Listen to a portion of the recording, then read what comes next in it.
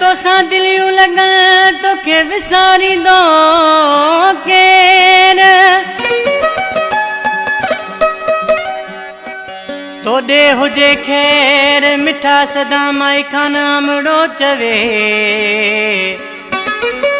ओला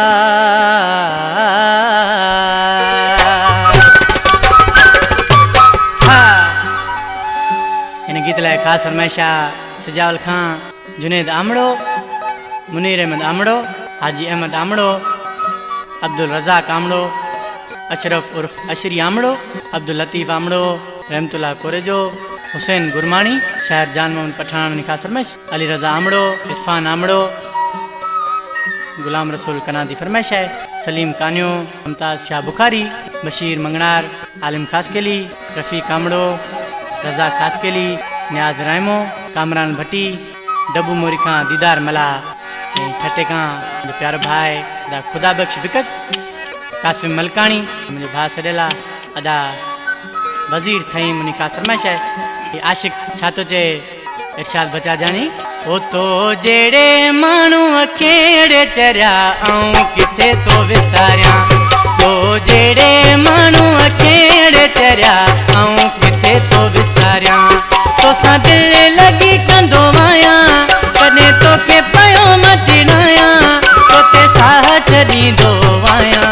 तो जेड़े मानू अखेड़े चरिया आऊं किथे तो विसारिया तो जेड़े मानू अखेड़े चरिया आऊं किथे तो विसारिया तो सा दिल लगी कंदो माया कने तो के पयो मचनाया तो ते साह छड़ी दो माया तो जेड़े मानू अखेड़े चरिया आऊं किथे तो विसारिया तो जेड़े मानू अखेड़े चरिया आऊं किथे तो विसारिया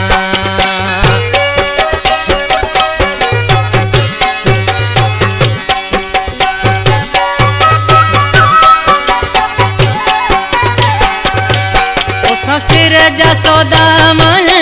मुखे तो खमते ब्याना है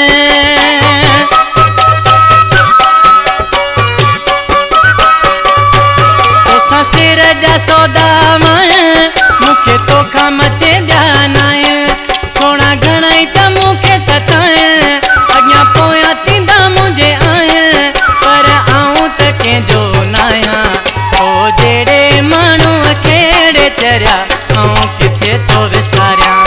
ओ जेड़े मानू अखेड़े चरिया आऊं किथे तो विसारिया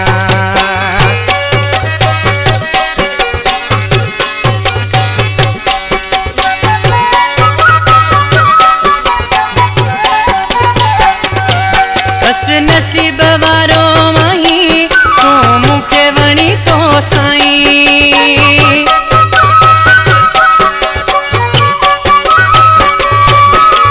नसीब वारो माई तू मुखे वणी तो साईं कल सिधी पियो तो के ॿुधाया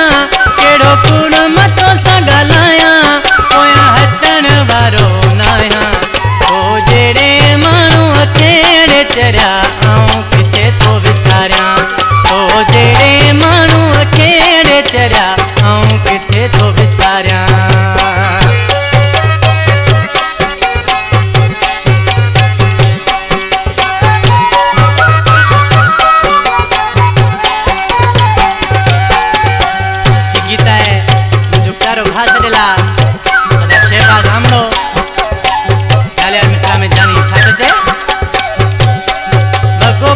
तो शहबाज पाई जेड़ो चंड चोरी जो आई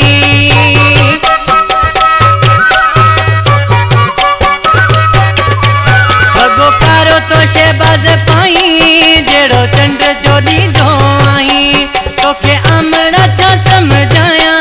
मजबूर मतो ते आया तुझी सुरमो अखिल में पाया तो जेड़े मानू अखेड़े चरिया